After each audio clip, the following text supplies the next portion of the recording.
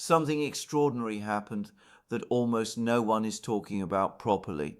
President Trump, at the very last moment, pulled back from launching military strikes against Iran, and the standard explanations you're hearing simply don't capture what's really going on here. This isn't about diplomacy winning the day or measured restraint from Washington. What we're witnessing is something far more fundamental, a structural shift in how American power operates in the world, and the constraints now binding even the most assertive American president. The cancellation of these strikes reveals a reality that Washington desperately wants to avoid acknowledging. The calculus of American military intervention has fundamentally changed. Iran is not Iraq in 2003, and the Middle East of 2025 is not the Middle East of 2 decades ago. Behind closed doors, American military planners are confronting scenarios that would have been unthinkable just years ago. Credible threats to American bases, genuine risks to global oil supplies, and most critically, the real possibility that an American strike could spiral into a regional conflagration that Washington cannot control. What Trump discovered in those final hours before the planned operation is what every informed observer of geopolitics has been warning about. American conventional military dominance, while still formidable, no longer translates into the kind of unchallenged freedom of action that defined the unipolar moment. And that changes absolutely everything about how we must understand what's coming next. Now, let me walk you through exactly what happened here, because the details matter enormously, and they tell us something quite profound about the current state of American power projection. We need to go back to the immediate circumstances that led to this planned strike, and more importantly, we need to understand what was communicated to President Trump in those critical final hours that caused him to reverse course so dramatically. The proximate cause, as we understand it, involved Iranian actions that the administration deemed provocative enough to warrant a military response. But here's what's absolutely crucial to understand. This wasn't the first such incident, and it likely won't be the last. What made this particular moment different was that the machinery of American military response was actually set in motion. Assets were positioned, targets were selected, rules of engagement were established, and the operation was apparently hours away from execution. This is not theatre. This is not posturing. This was the real thing, and then it stopped. Now, the official explanations that have been offered are predictably vague and designed to present this as a measured decision by a prudent commander-in-chief. We've heard about proportionality concerns, about the potential for civilian casualties, about Trump's well-documented aversion to entangling the United States in another Middle Eastern conflict. All of these factors undoubtedly played a role, but they don't explain the timing or the apparent urgency of the reversal. If these were the primary considerations, they would have been factored in much earlier in the planning process. What we're looking at here is a situation where new information, new intelligence, or new analysis fundamentally altered the risk assessment at the very last moment. So what could that information have been? This is where we need to think carefully about Iran's actual military capabilities and the broader strategic context in the region. Iran is not a conventional military power in the sense that it can't project force across great distances or challenge the United States in traditional warfare, but what Iran has developed over decades of being under sanctions and international pressure is an extremely sophisticated asymmetric warfare capability. They have invested heavily in precisely the kind of military assets that can inflict maximum damage on American interests while minimizing their own vulnerability to American conventional superiority. Let's talk about what that actually means in practical terms.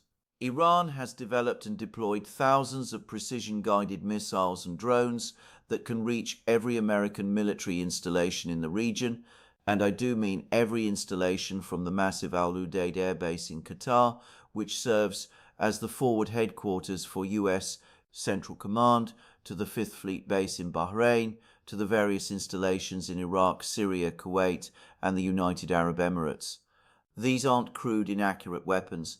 These are missiles with sufficient precision to target specific buildings, and in some cases, specific parts of buildings.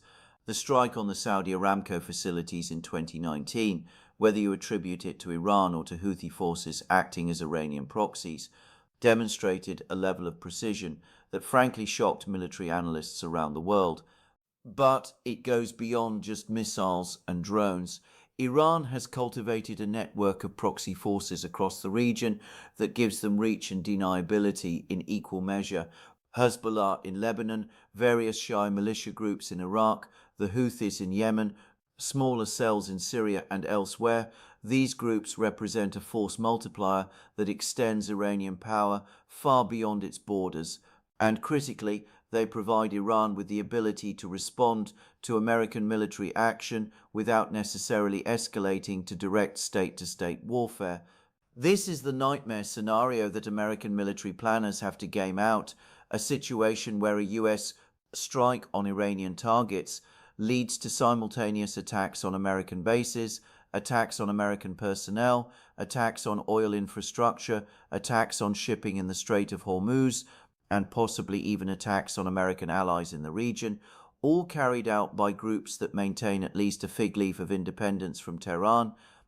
Now, here's where it gets truly concerning from Washington's perspective. The United States has spent the last several years drawing down its military presence in the Middle East. This has been a bipartisan project driven by the desire to focus resources and attention on great power competition with China and, to a lesser extent, Russia. The problem is that this drawdown has created vulnerabilities. American forces in the region are concentrated in relatively few locations, and those locations are well known and have been extensively studied by Iranian military planners. The dispersed, hardened military footprint that might have been more resilient to Iranian retaliation simply doesn't exist anymore in the way it once did. Let me give you a sense of the economic dimension here, because this is absolutely critical to understanding why the decision to cancel the strike was made. The Strait of Hormuz, through which roughly 20% of the world's oil supply passes, is extremely vulnerable to Iranian interdiction. Iran doesn't need to close the strait permanently or even for an extended period to cause massive economic disruption. Even a temporary closure, even the credible threat of closure, would send oil prices skyrocketing and create immediate economic consequences that would reverberate globally. Now, think about the timing we're in right now. The global economy is hardly robust. Inflation concerns remain persistent in the United States and Europe. The last thing any Western government wants is an oil price shock that could tip their economies into recession or worse. And here's the truly diabolical aspect of Iran's strategic position. They know this. Tehran understands perfectly well that the economic weapon they possess, in the form of their ability to disrupt oil supplies, is in many ways more powerful than their military capabilities. An American strike on Iran, even a limited one, creates a scenario where Iran has every incentive to demonstrate that capability, to show that they can impose costs on the global economy that far exceed any damage the United States might inflict on Iranian military targets. This is the essence of deterrence in the modern age, not the ability to defeat an adversary militarily, but the ability to impose unacceptable costs. But there's another dimension to this that we need to consider, and it has to do with the changing nature of regional alliances and relationships. The Middle East of 2025 is not the Middle East of even 5 years ago. We've seen the Abraham Accords normalize relations between Israel and several Arab states, but we've also seen Saudi Arabia and Iran restore diplomatic relations with Chinese mediation. We've seen the UAE pursuing a much more independent foreign policy. We've seen Turkey asserting itself in ways that often run counter to American preferences. We've seen Russia maintaining and even expanding its presence in Syria. The region is simply more multipolar, more complex, and less amenable to American unilateral action than it used to be. What this means in practical terms is that the United States can't necessarily count on the kind of automatic support from regional allies that it might have expected in the past. If the United States strikes Iran and Iran retaliates by attacking American bases or disrupting oil supplies, how confident can Washington be that regional partners will stand with them? How confident can they be that these partners won't instead seek to distance themselves from American actions and perhaps even seek accommodation with Iran to protect their own interests? These are not hypothetical questions. These are the kinds of calculations that have to inform any decision to use military force in a region where the constellation of interests and alliances is constantly shifting. Now let's talk about the domestic political dimension, because Trump is nothing if not acutely aware of political considerations. He came into office promising to end forever wars, to bring American troops home, to stop spending blood and treasure in Middle Eastern conflicts that seem to have no end. This has been a consistent theme throughout his political career, going back to his criticism of the Iraq War. A military strike on Iran, even a limited one, carries with it the very real risk of escalation that could draw the United States deeper into regional conflict. Trump understands that his political base, by and large, does not want another war in the Middle East. They want America to focus on domestic issues, on economic competition with China, on border security, not on launching missiles at Iranian targets. But here's the political trap that Trump found himself in. If Iranian actions go unanswered, he risks looking weak, risks being accused of appeasement, risks emboldening Iran to take further provocative actions. The same political base that doesn't want war also doesn't want to see American interests disrespected or attacked with impunity. This is the razor's edge that any president has to walk when dealing with situations like this, and it's made all the more difficult by the reality that the options available are all problematic in different ways. There's also the question of what message a strike would send to other adversaries, particularly China. Everything the United States does militarily anywhere in the world is now viewed through the lens of the competition with China over Taiwan and broader influence in the Indo-Pacific. If the United States launches a strike on Iran and the result is a regional conflagration that ties down American military assets, diverts attention, and demonstrates the limits of American power projection, how does that affect Chinese calculations regarding Taiwan? Conversely, if the United States backs down from a threatened military action, does that embolden China to believe that American red lines are negotiable? These are the kinds of multidimensional strategic considerations that operate at the highest levels of national security decision-making, and they don't admit of easy answers. What we're seeing is the reality that American power, while still considerable, operates within constraints that are far more binding than they were during the unipolar moment of the 1990s and early 2000s. The United States can't simply impose its will militarily without considering a complex web of potential consequences, escalation risks, alliance dynamics, and economic impacts. Let me bring this back to the specific decision point. In those final hours before the planned strike, Trump and his advisors had to have received a briefing that laid out in stark terms what the realistic best case and worst case scenarios looked like. The best case probably involved successful strikes on Iranian targets with limited collateral damage, followed by Iranian restraint in retaliation and a return to some kind of status quo deterrence.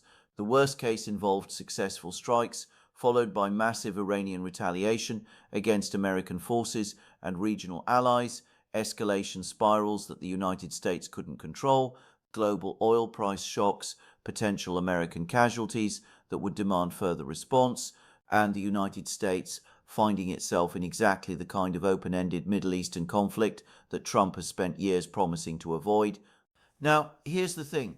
When you're looking at that kind of risk assessment, when you're being told by military and intelligence professionals what could go wrong, the gap between best case and worst case scenarios has to have been absolutely enormous. And critically, the probability assigned to various points along that spectrum must have been concerning enough to give Trump pause. We're not talking about remote possibilities here. We're talking about scenarios that military planners assessed as genuinely plausible, perhaps even likely, should the operation proceed. This brings us to the deeper structural issue that I mentioned at the outset. American military dominance is not in question in terms of raw capabilities. The United States can project more military power over greater distances than any other nation on Earth, but the utility of that power for achieving political objectives has become increasingly questionable. We saw this in Afghanistan, where 20 years of American military presence ultimately could not create a stable pro-Western government. We saw this in Iraq, where the overthrow of Saddam Hussein led to years of insurgency, sectarian violence, and the rise of ISIS, with Iraq today firmly in Iran's sphere of influence, despite massive American investment. We see it in Syria, where American objectives have been consistently frustrated by a combination of Russian intervention and regional complexity. The pattern is clear. American military power can destroy, it can disrupt, it can punish, but it struggles to build, to stabilize, or to create lasting political outcomes that align with American interests. And when you're dealing with an adversary like Iran that has spent decades preparing for exactly this kind of confrontation, that has built its entire strategic posture around absorbing an American first strike and responding in ways that impose maximum costs, the calculus becomes even more unfavorable. What Trump appears to have recognized in that moment is that launching this strike would not solve the Iran problem. It might create a temporary sense of satisfaction, a demonstration of American resolve, but it wouldn't fundamentally alter Iran's capabilities, its strategic orientation, or its determination to pursue regional influence. And it carried with it very real risks of making the situation dramatically worse, of opening a Pandora's box that couldn't be easily closed. This is the essence of strategic restraint, not weakness, but the recognition that military action must serve clear political objectives and that the costs and risks must be proportionate to the anticipated gains. Now, does this mean that Trump won't strike Iran under any circumstances? Of course not. What it means is that the threshold for using military force has risen dramatically, that the risks are understood to be severe, and that alternative approaches for managing the Iran challenge are being prioritized. This might involve enhanced sanctions, cyber operations, support for Iranian opposition groups, diplomatic isolation, all the tools of statecraft short of direct military confrontation. Whether these approaches will be effective is an open question, but what's clear is that the military option, while remaining on the table in theory, is hedged about with so many caveats and concerns that it becomes increasingly difficult to employ in practice. This is the new reality of American power in the world. It's not that American military capabilities have diminished in absolute terms. They haven't. It's that the strategic environment has become more complex. Potential adversaries have become more capable at asymmetric response, and the costs of military action have risen to the point where the bar for intervention is far higher than it once was.